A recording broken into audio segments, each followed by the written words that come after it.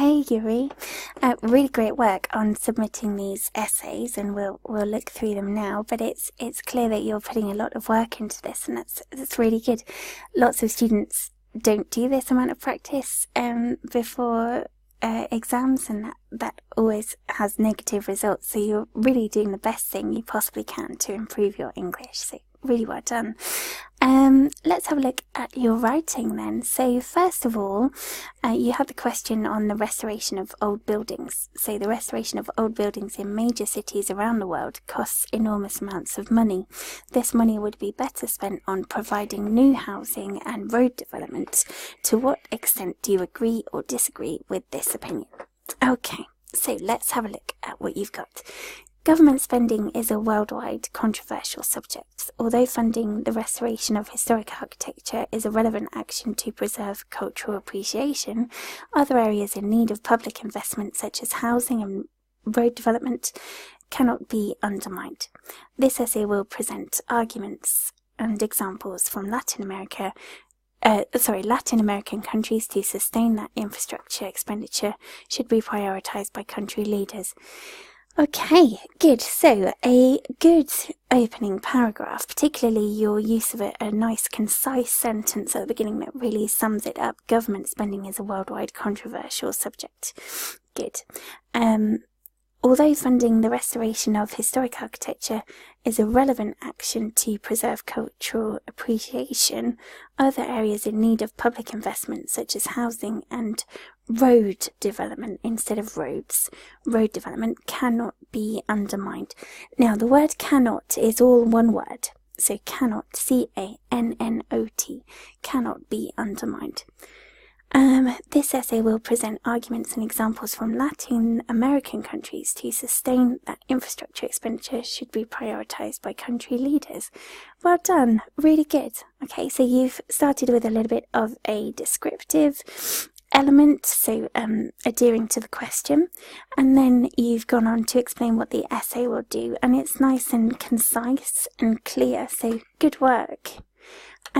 Next paragraph then. So it is unquestionable that historic buildings are relevant milestones of a nation's culture and achievements.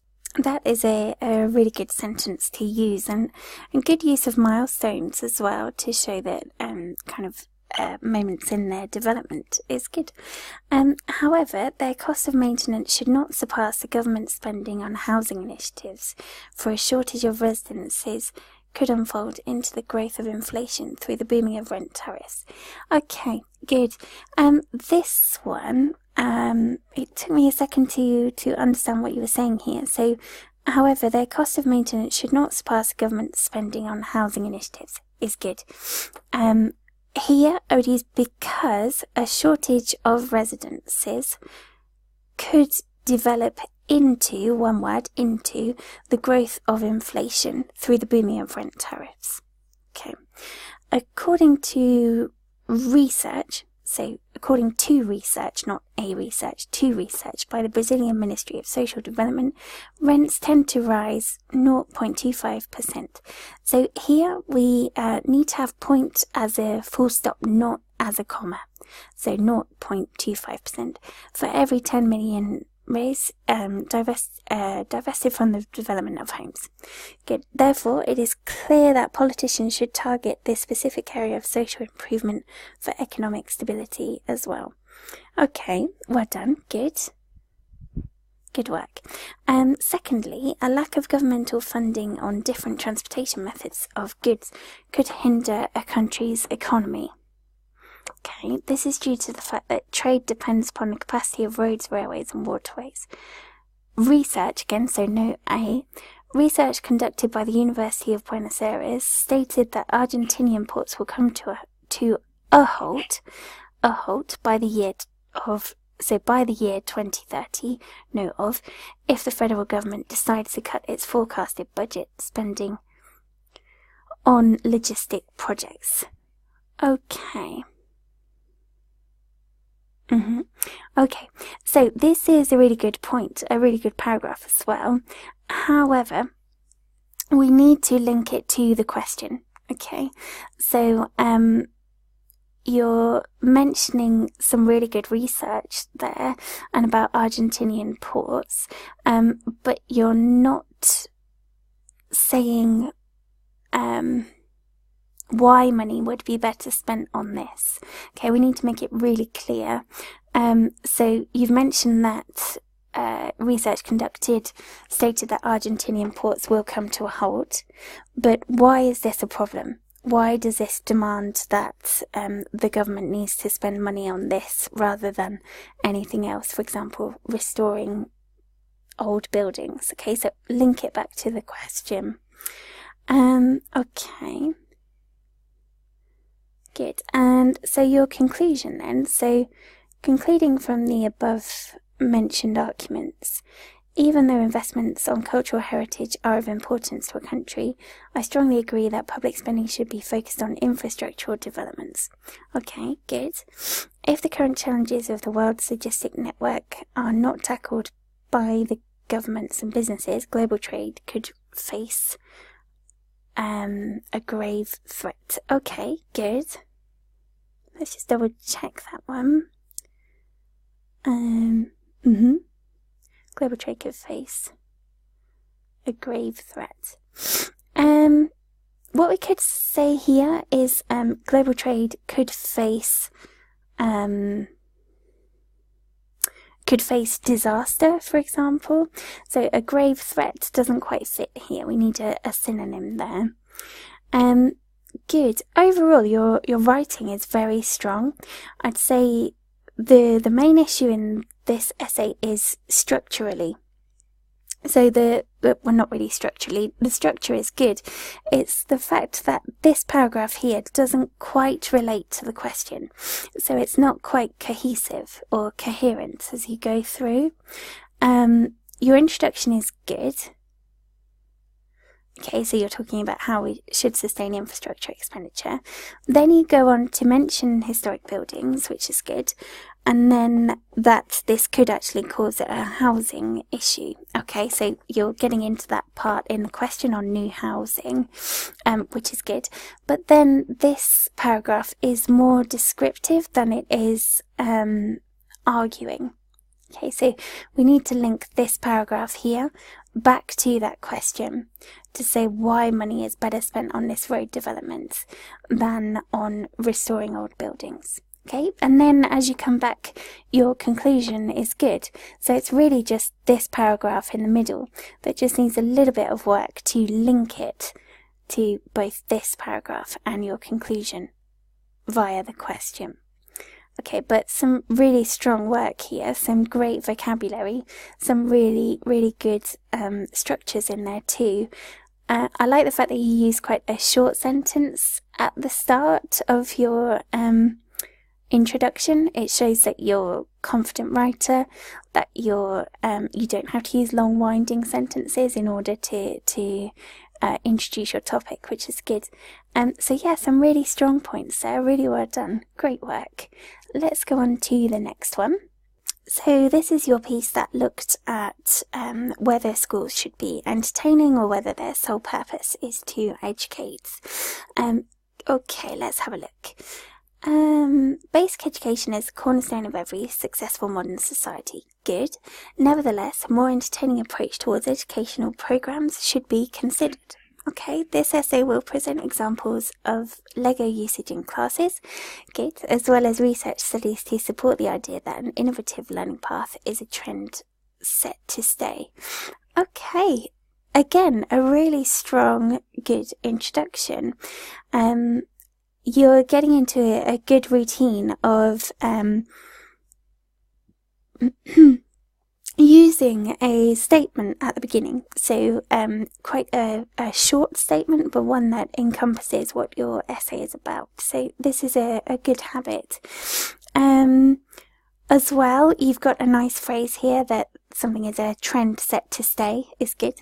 Okay, well done. So yeah, a really strong start.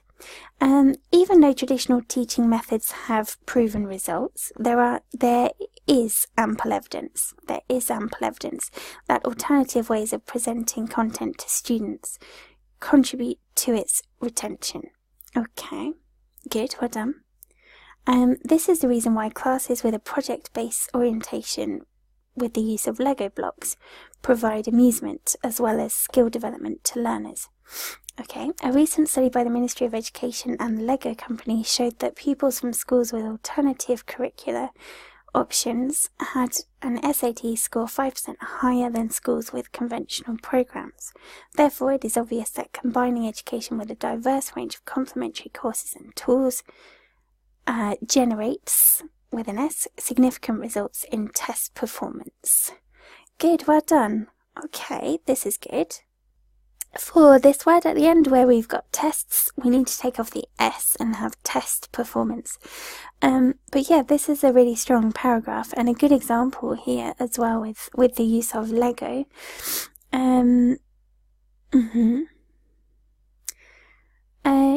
Good. I would be tempted here to link back to the question a little bit clearer. So it is obvious that combining education with a diverse range of complementary